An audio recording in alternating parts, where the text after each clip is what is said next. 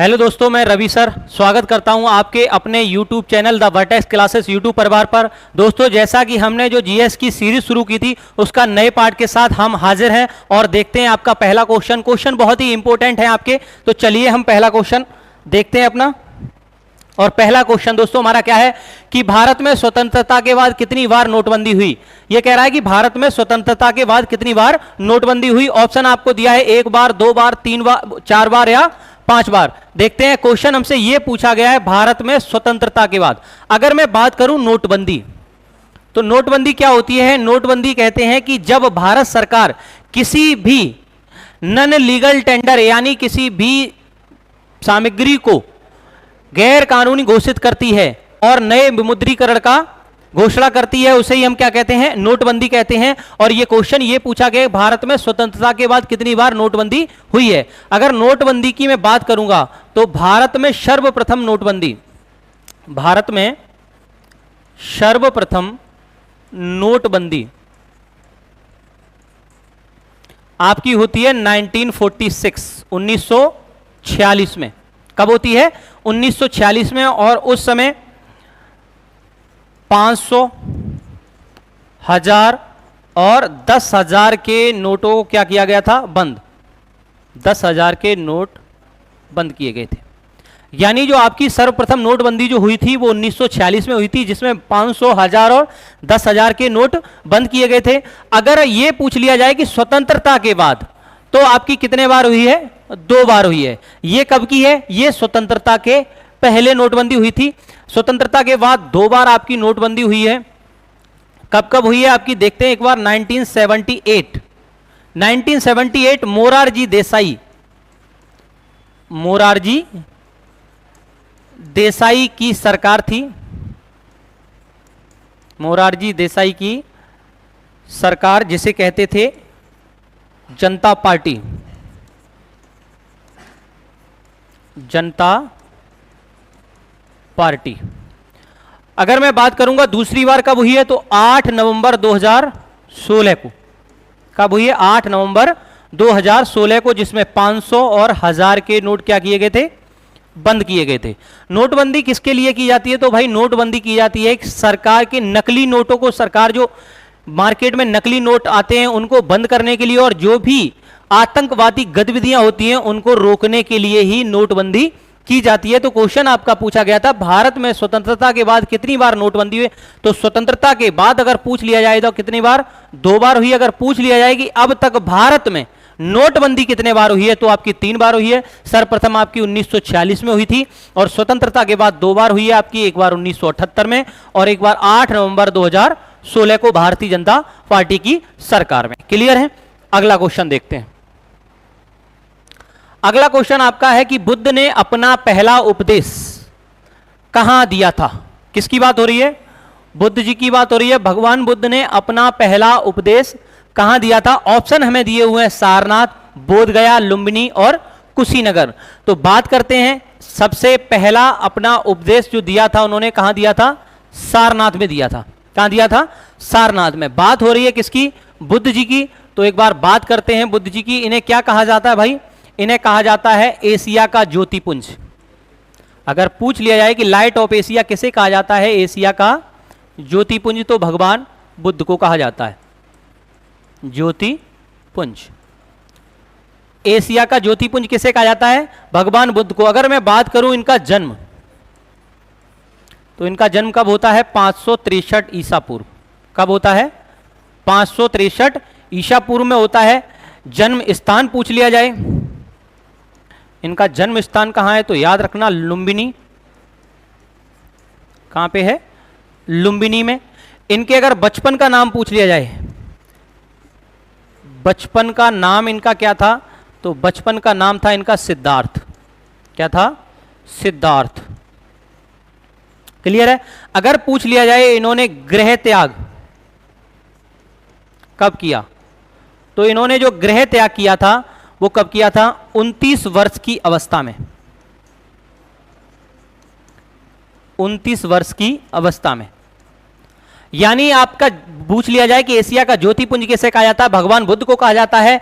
जन्म इनका 563 में होता है। जन्म स्थान अगर पूछ लिया जाए तो लुम्बिनी है। अगर बचपन का नाम पूछ लिया जाए तो सिद्धार्थ है। गृह त्याग कब हुआ, 29 वर्ष की अवस्था में इन्होंने गृह त्याग किया। और गृह त्याग की घटना अगर पूछ लिया जाए भगवान बुद्ध के गृह त्याग की घटना क्या कहलाती है, तो याद रखना महाविनिष्क्रमण। क्या कहलाएगी, महाविनिष्क्रमण। क्या कहलाएगी आपकी, महाविनिष्क्रमण। अगर आपसे पूछ लिया जाए इन्हें ज्ञान प्राप्ति कब होती है, तो याद रखना ज्ञान प्राप्ति इन्हें होती है 35 वर्ष की अवस्था में। कितने साल बाद, 6 वर्ष बाद, यानी कह सकते हैं 6 वर्ष बाद। 6 वर्ष बाद इन्हें क्या होता है, ज्ञान की प्राप्ति होती है। अगर पूछ लिया है ज्ञान प्राप्ति कहां पे हुई, तो याद रखना निरंजना नदी के किनारे, निरंजना नदी। और कौन सा वृक्ष था, तो याद रखना जिसे पीपल वृक्ष यानी बौद्ध वृक्ष के नाम से जाना जाता है। ठीक है। अगर आपसे पूछ लिया जाए कि सर्वाधिक उपदेश भगवान बुद्ध ने कहां दिए, तो याद रखना सर्वाधिक उपदेश इन्होंने श्रावस्ती में दिए। सर्वाधिक उपदेश कहां दिए इन्होंने, श्रावस्ती में। कहां पे दिए हैं, श्रावस्ती। कहां पे दिए, श्रावस्ती में। अगर पूछ लिए जाए कि उपदेश की जो भाषा थी वो क्या थी, उपदेश भाषा, तो उपदेश जो भाषा थी वो याद रखना भैया क्या थी, पाली। क्या थी, उपदेश भाषा पाली थी। अगर आपसे पूछ लिया जाए कि इनकी मृत्यु कब हुई है, तो याद रखना इनकी जो मृत्यु हुई थी वो 483 ईसा पूर्व में हुई। कहां पे हुई, 483 ईसा पूर्व। अगर पूछ लिया जाए कहां पे हुई है, तो याद रखना पावापुरी। कहां पे, पावापुरी में। अगर पूछ लिया जाए जो मृत्यु हुई थी, मृत्यु की घटना को क्या कहा जाता है, तो याद रखना मृत्यु की घटना को कहा जाता है महापरिनिर्वाण। क्या कहा जाता है इस घटना को, महापरिनिर्वाण। क्या कहा जाता है, महापरिनिर्वाण कहा जाता है। अगर आपसे पूछ लिया जाए कि बौद्ध धर्म के कितने त्रिपिटक हैं, तो त्रिपिटक की अगर बात करेंगे तो त्रिपिटक आपके हैं विनय पिटक, एक आपका है सुत्त पिटक, और एक है आपका अभिधम्म पिटक।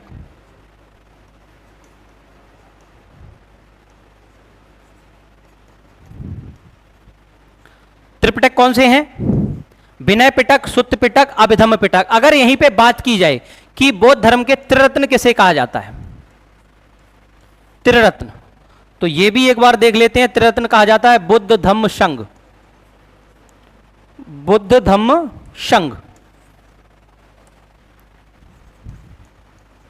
बुद्ध धम्म और संघ। अगर विनय पिटक की बात होगी, विनय पिटक, सुत्त पिटक, अभिधम्म पिटक, त्रिरत्न क्या है, बुद्ध धम्म संघ है। अगर मैं यहीं पे बात कर लूं इसकी शाखाएं कौन कौन सी हैं, तो बौद्ध धर्म की 2 शाखाएं याद रखने हैं आपको। कौन कौन सी हैं, एक है हीनयान और एक है क्या, महायान। कौन सी है, एक हीनयान है और एक महायान है। यानी आपको एक चीज देखने को भी मिलती होगी यहां पर, जातक कथाएं।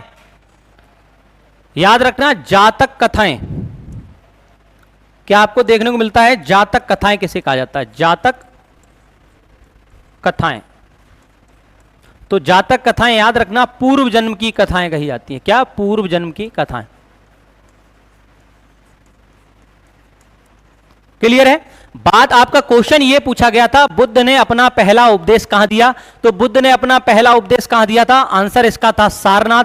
हमने बुद्ध जी की बात की थी तो एशिया का ज्योतिपुंज इन्हें कहा जाता है। इनके जन्म की बात करेंगे तो 563 ईसा पूर्व में इनका जन्म होता है। जन्म स्थान की बात करेंगे तो कहां होता है, लुम्बिनी में होता है। बचपन के नाम का अगर पूछेंगे तो क्या है, सिद्धार्थ है। इन्होंने 29 वर्ष की अवस्था में क्या किया था, गृह त्याग किया था, और जिसको क्या घटना के नाम से जाना जाता है, महाविनिष्क्रमण। किसके नाम से जाना जाता है? महाभिनिष्क्रमण। अगर मैं बात करूंगा कि इन्होंने सबसे ज्यादा उपदेश, अपनी उपदेशों की जो भाषा रखी वो क्या रखी है? पाली रखी है। मृत्यु की अगर बात करेंगे तो मृत्यु 483 ईसा पूर्व में हुई। कहां हुई है? पावापुरी में हुई है। अगर मैं बात करूंगा त्रिपिटक किसे कहा जाता है, तो त्रिपिटक आपके विनय पिटक, सुत्त पिटक और अभिधम्म पिटक। ज्ञान प्राप्ति की बात करेंगे तो ज्ञान प्राप्ति ने 35 वर्ष की अवस्था में 6 वर्ष बाद होती है। अगर मैं बात करूं कहां पे होती है, तो निरंजना नदी बोधि वृक्ष यानी पीपल वृक्ष के नीचे होती है। सर्वाधिक उपदेश इन्होंने कहां दिए? अपने श्रावस्ती में दिए हैं। क्लियर है? अगर पूछ लिया है त्रिरत्न किसे किसे कहा जाता है? बुद्ध, धम्म और संघ, ये बौद्ध धर्म के त्रिरत्न कहे जाते हैं। शाखाएं कितनी हैं? तो 2 शाखाएं, हीनयान और महायान। जातक कथाएं अगर बात की जाए तो पूर्व जन्म की कथाएं कही जाती हैं। एक क्वेश्चन और आपको बताते हैं, बुद्ध जी ने जो अपना पहला उपदेश दिया था, इस उपदेश को कहा गया धर्म चक्र प्रवर्तन। इस घटना को क्या कहा गया? धर्म चक्र प्रवर्तन। क्लियर है? यह बात थी किसकी? अब पहले उपदेश की, और पहले उपदेश की जो घटना कही जाती है वो क्या कही जाती है? धर्म चक्र प्रवर्तन। ठीक है, अगला क्वेश्चन देखते हैं। अगला क्वेश्चन हमारा है दोस्तों कि 82 डिग्री 30 मिनट जिसे भारत के मानक मेरिडियन के रूप में चुना गया है, उत्तर प्रदेश के किस जिले से होकर गुजरता है? ऑप्शन क्या है? कानपुर, आजमगढ़, इलाहाबाद और हमीरपुर। तो कौन सा ऑप्शन होगा आपका? इलाहाबाद से होकर के आपकी मानक समय रेखा गुजरती है उत्तर प्रदेश के जिले से। अगर मैं बात करूं कि मानक समय रेखा कितने राज्यों से गुजरती है, मानक समय रेखा अगर पूछ लिया है कितने राज्यों से गुजरती है, तो इसके राज्य हैं वो हैं आपके कितने? 5 राज्यों से होकर गुजरती है। कितने? 5 राज्यों से। देखो एक बार देखते हैं कि एक मध्य प्रदेश, क्या हो जाएगा आपका? मध्य प्रदेश। पहला आपका है मध्य प्रदेश, उत्तर प्रदेश, आंध्र प्रदेश, छत्तीसगढ़ और लास्ट आपका क्या हो जाएगा? ओडिशा। क्या होगा? ओडिशा। मानक समय रेखा भारत के कितने राज्यों से गुजरती है? 5 राज्यों से गुजरती है। मध्य प्रदेश, उत्तर प्रदेश, आंध्र प्रदेश, छत्तीसगढ़ और उड़ीसा। अगर पूछ लिया उत्तर प्रदेश के किस जिले से होकर गुजरती है, तो किससे गुजरती है? इलाहाबाद से। दोस्तों मेहनत का काफिला रुकना नहीं चाहिए, मेहनत आपकी प्रॉपर चलनी चाहिए। री एग्जाम की डेट कभी भी आ सकती है, और आपको पता है पहले जो एग्जाम में समय नहीं मिला था, वैसे ही अब भी क्या पता हमें कितना समय मिले, लेकिन हमें निरंतर लगे रहना है। एक मोटिवेशन कोड कहना चाहूंगा कि मैं स्वयं हूं सूरज अपना, मैं स्वयं हूं सूरज अपना, मेरे आगे तम क्या है? चुटकियों भर मुश्किलें, 1-2 जख्म क्या है? उड़ चला हूं चीर करके आंधियों के उर्क में, मेरा हौसला तय करेगा उड़ानों में दम क्या है? आगे देखते हैं क्वेश्चन। और अगला क्वेश्चन आपका यह है कि निम्नलिखित में से कौन सा विटामिन B6 का दूसरा नाम है? यानी कौन से विटामिन B6 का दूसरा नाम है? थायमिन, रेटिनॉल, पायरिडॉक्सिन और कैल्सीफेरॉल। अगर विटामिन की बात आई है भाई, तो विटामिन की बात याद रखना कि विटामिन की खोज किसने की है? विटामिन की खोज किसने की है? तो विटामिन की खोज की है आपकी हॉपकिंस ने। किसने की है? हॉपकिंस। अगर बात करूं कि विटामिन नाम किसने दिया है, तो आपका 1912 में फंक ने विटामिन नाम दिया है। क्लियर है? क्वेश्चन ये था B6 किसका दूसरा नाम है, तो आंसर आपका रहेगा पायरिडॉक्सिन। क्या रहेगा? पायरिडॉक्सिन। ऑप्शन 1 आपको दिया है थायमिन। अगर थायमिन की बात करूं तो ये किसका रासायनिक नाम है, तो विटामिन ए का रासायनिक नाम है क्या? थायमिन। अगर रेटिनॉल की बात करेंगे, सॉरी थायमिन की अगर बात करेंगे तो थायमिन रहेगा आपका विटामिन बी। क्या रहेगा? Vitamin B. और रेटिनॉल की बात करेंगे तो विटामिन ए आपका रहेगा। अगर बात की जाए कैल्सीफेरॉल, तो कैल्सीफेरॉल किसका है? विटामिन डी का रासायनिक नाम है। अगर यहीं पे मैं पूछ लूं टैकोफेरॉल, टैकोफेरॉल, तो टैकोफेरॉल की अगर बात करेंगे तो ये किसका है? विटामिन ई का है। अगर मैं यहीं पे कह दूं फ्लोक्यूनोन, फ्लोक्यूनोन किसका रासायनिक नाम है ये? तो याद रखना विटामिन के का। विटामिन के की कमी से रक्त का थक्का देर से जमता है। क्लियर है? तो आपका आंसर क्वेश्चन ये था कि विटामिन B6 का दूसरा नाम किसका है, तो पायरिडॉक्सिन।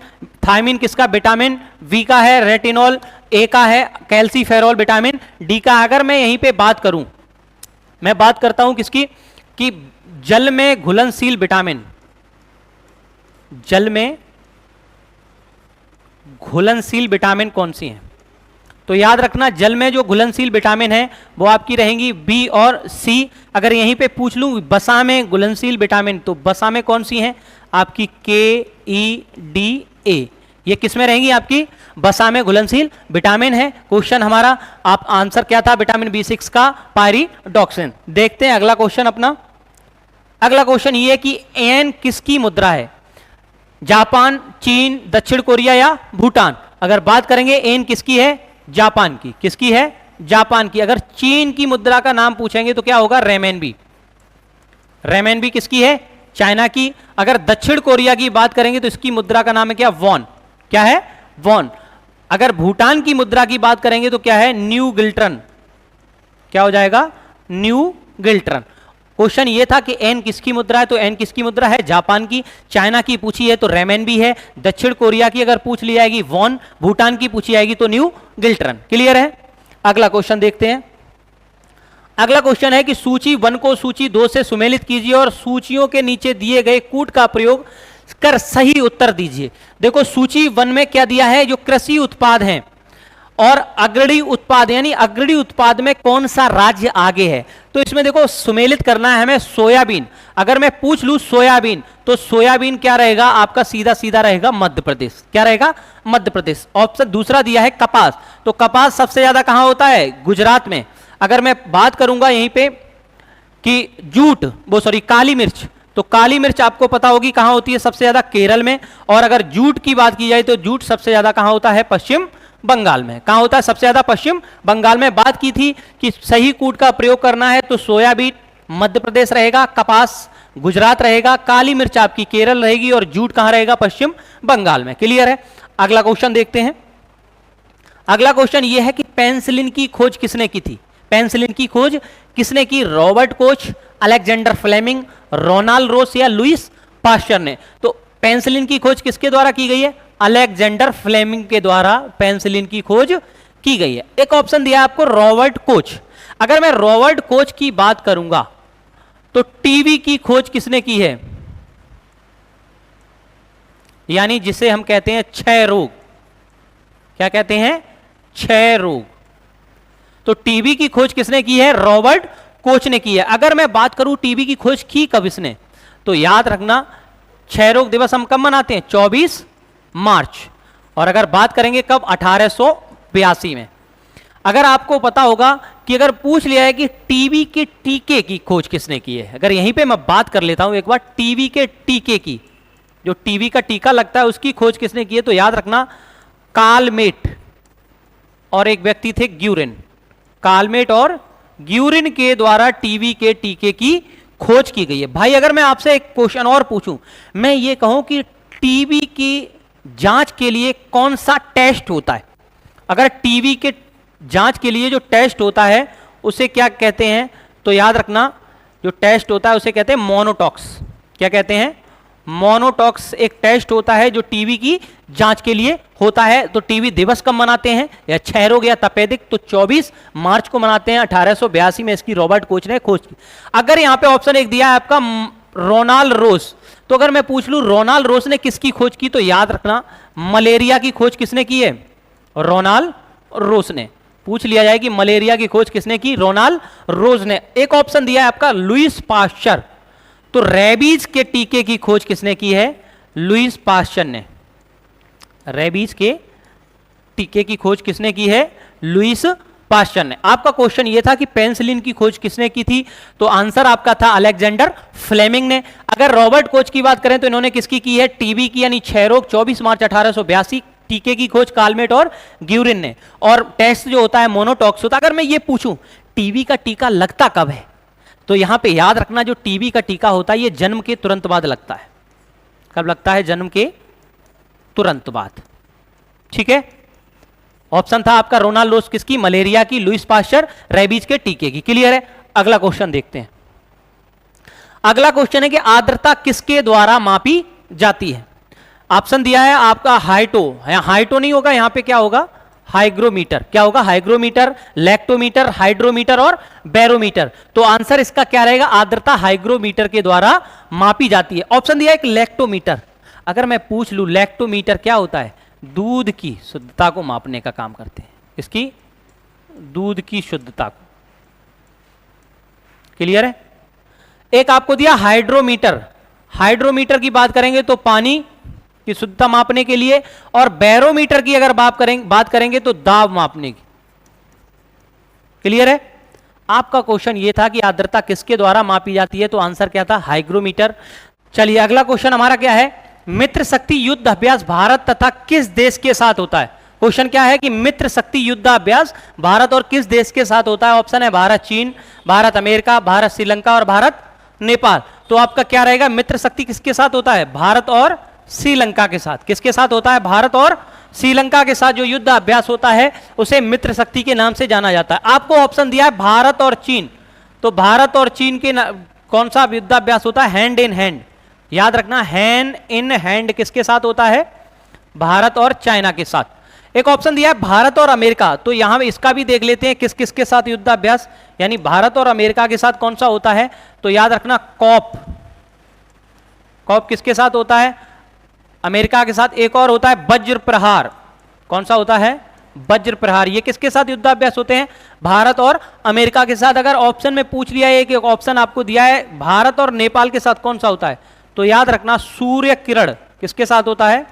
भारत और नेपाल के साथ। अगर मैं यहीं पे बात करूं कि गरुड़ और वरुड़ जो युद्धाभ्यास होते हैं किसके साथ होते हैं, तो याद रखना ये होते हैं आपके फ्रांस के साथ। किसके साथ होते हैं? फ्रांस के साथ। अगर मैं यहीं पे बात करूं संप्रीति, संप्रीति, तो संप्रीति जो युद्धाभ्यास होता है वो भारत और बांग्लादेश के साथ होता है। किसके? भारत और बांग्लादेश के साथ। किसके साथ? भारत और बांग्लादेश के साथ। यहीं पे मैं बात करूं जिम्बैक्स, जिम्बैक्स किसके साथ होता है? तो जिम्बैक्स याद रखना भारत और जापान।